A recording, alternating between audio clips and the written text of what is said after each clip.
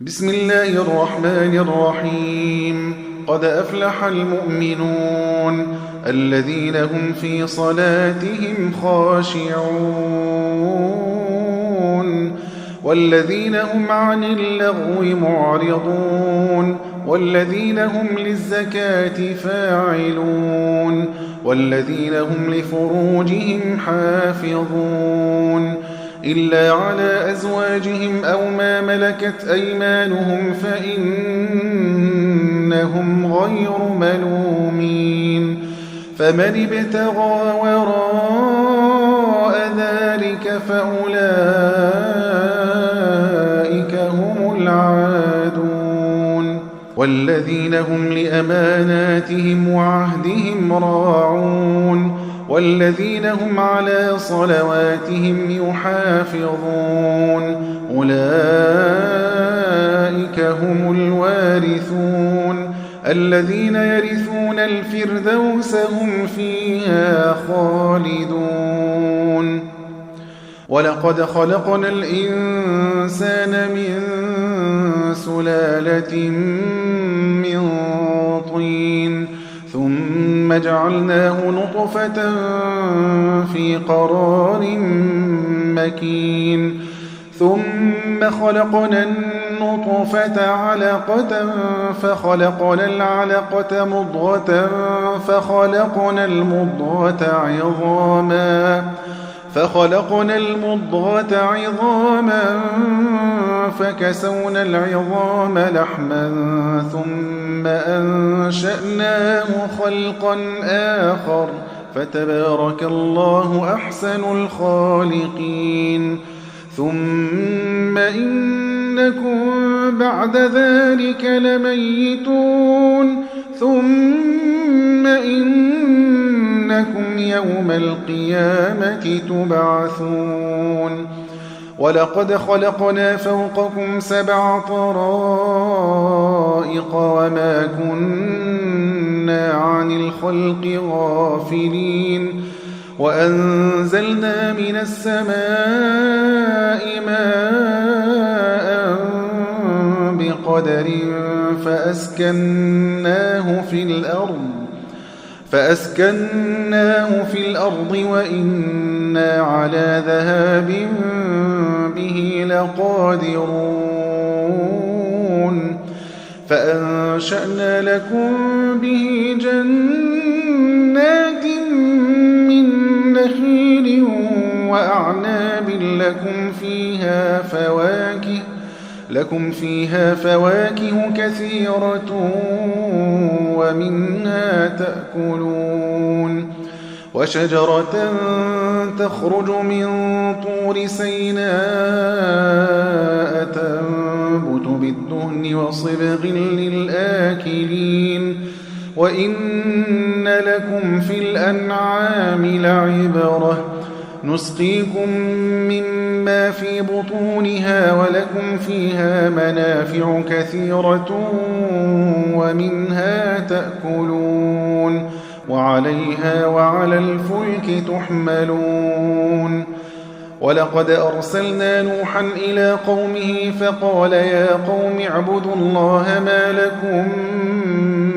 من إله غيره أفلا تتقون. فقال الملأ الذين كفروا من قومه ما هذا إلا بشر مثلكم يريد أن يتفضل عليكم ولو شاء الله لأنزل ملائكة ما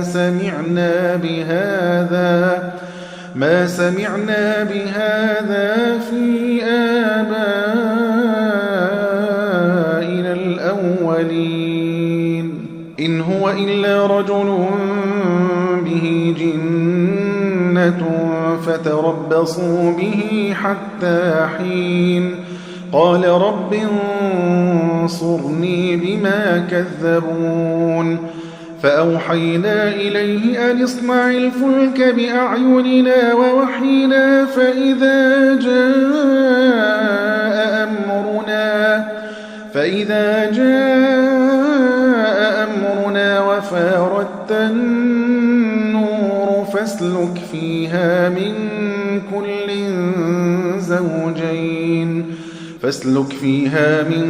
كل زوجين اثنين وأهلك إلا من سبق عليه القول منهم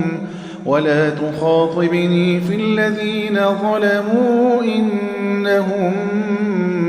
مغرقون فإذا استويت أنت ومن معك على الفلك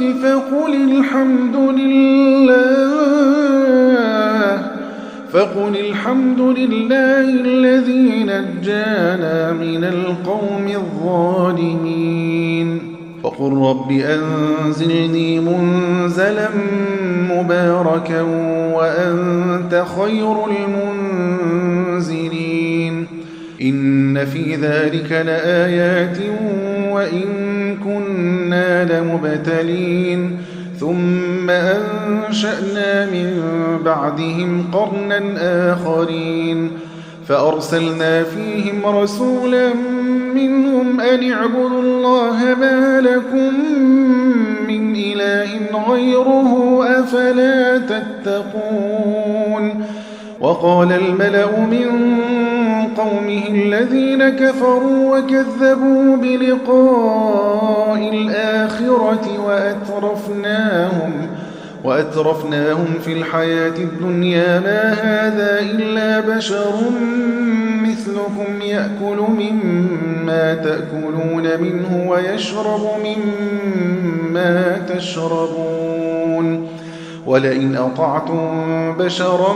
مثلكم إنكم إذا لخاسرون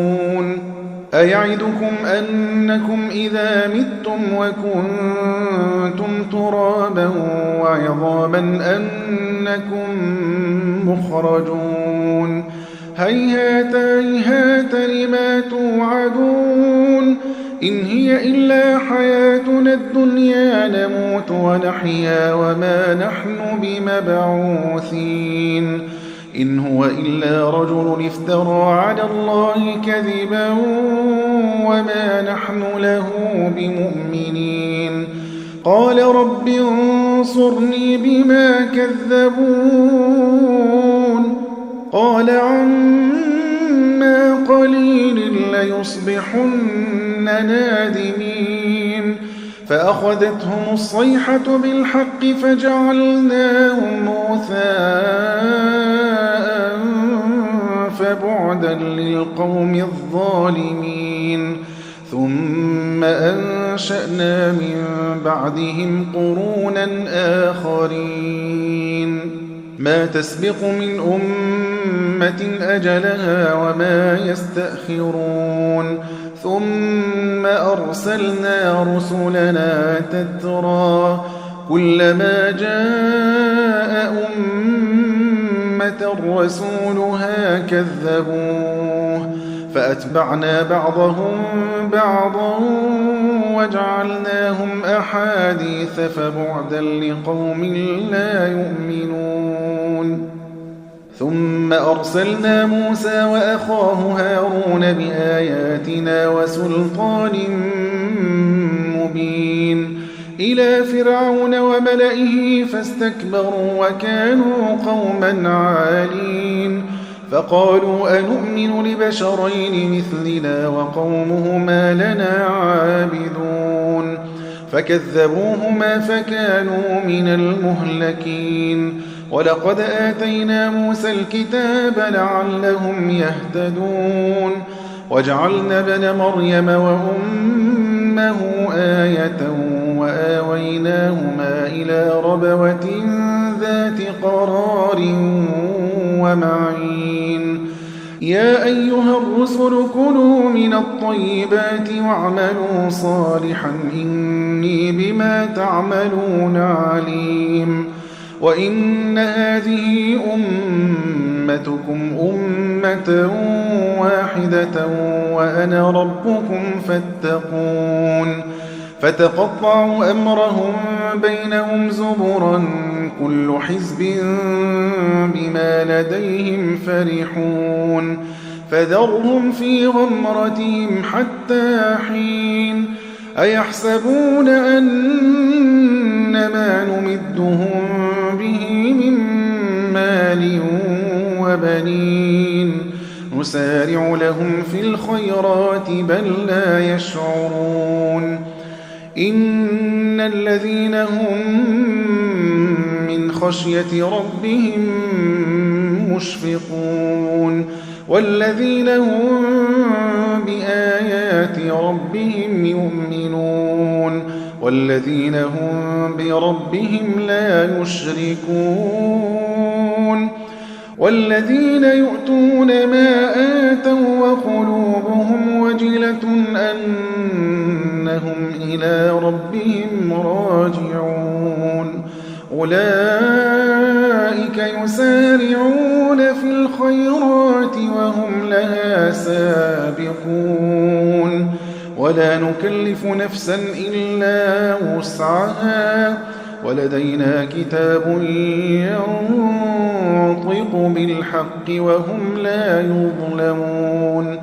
بل قلوبهم في غمرة من هذا ولهم أعمال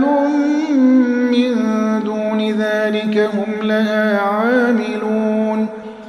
حتى إذا أخذنا مترفين بالعذاب إذا هم يجأرون لا تجأروا اليوم إنكم منا لا تنصرون قد كانت آياتي تتلى عليكم فكنتم على أعقابكم تنكصون مستكبرين به سامرا تهجرون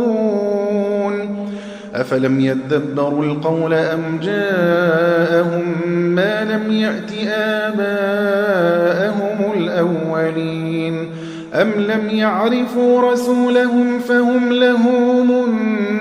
منكرون أم يقولون به جنة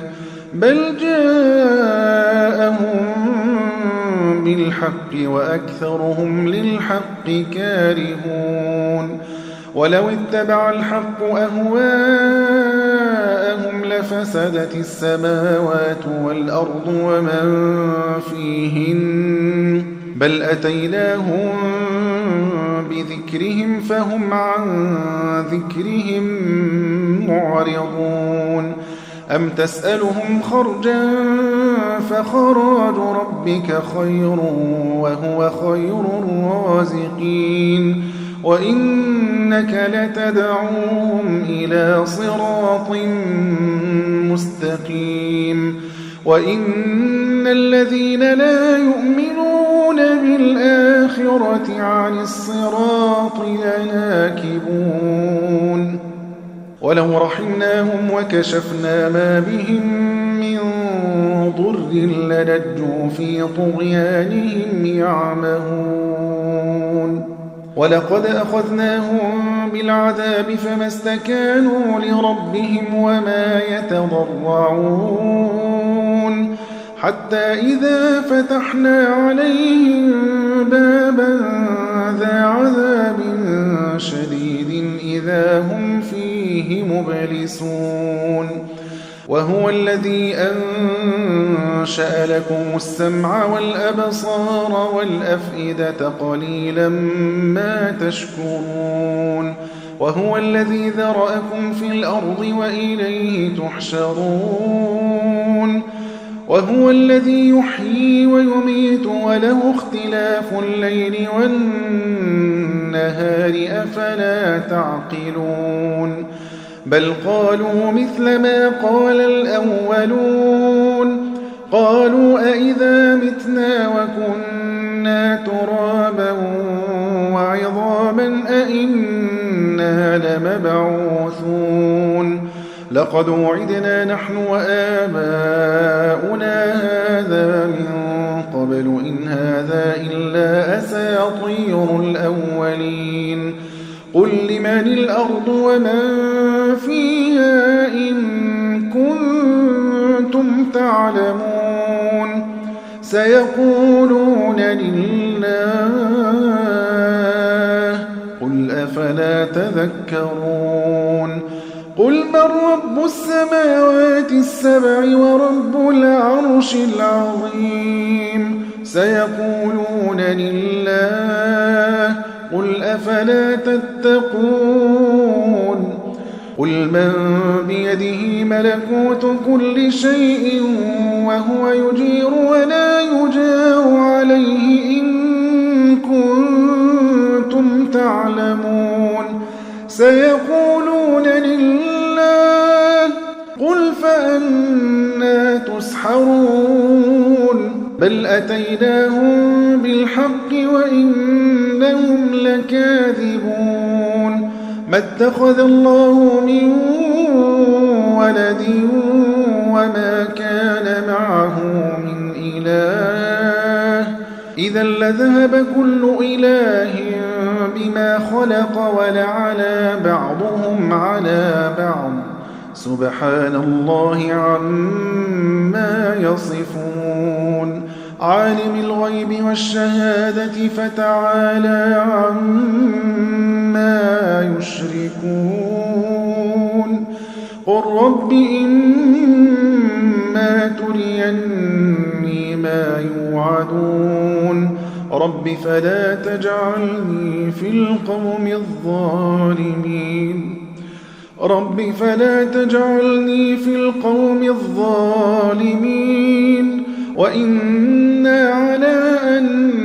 نريك ما نعدهم لقادرون ادفع بالتي هي أحسن السيئة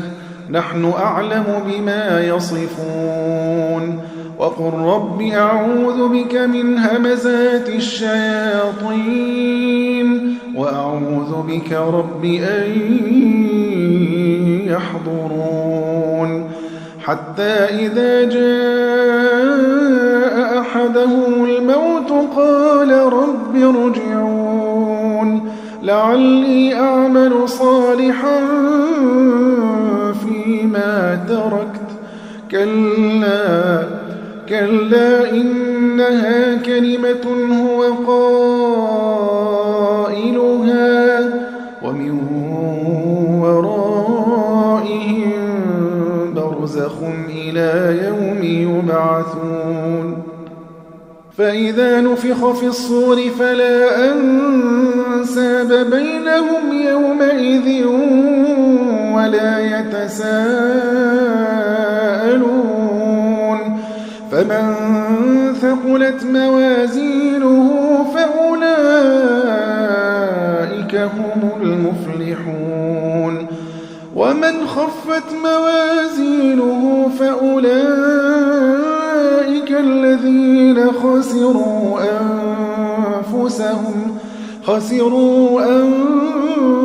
أنفسهم في جهنم خالدون تلفح وجوههم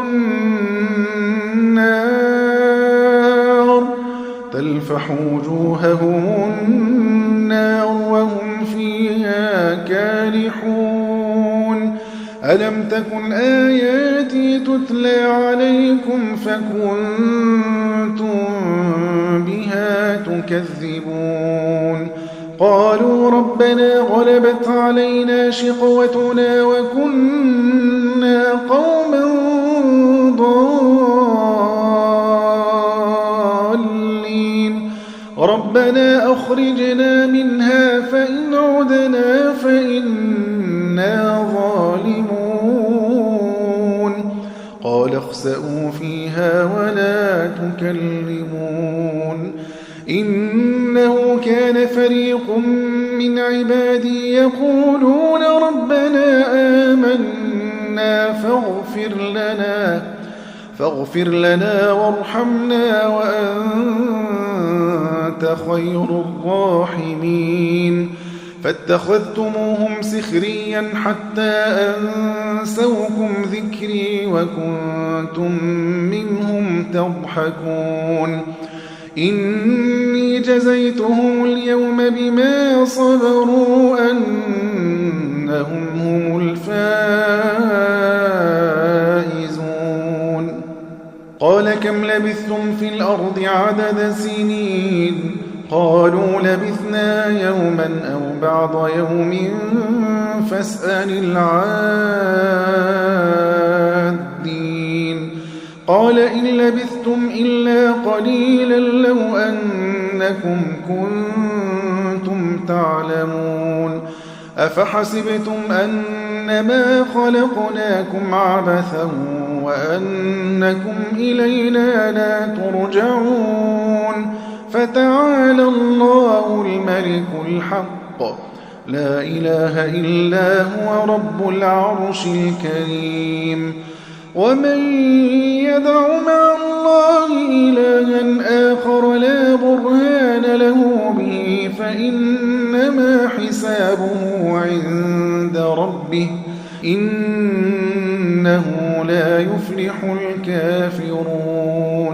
وقل رب اغفر وارحم وأنت خير الراحمين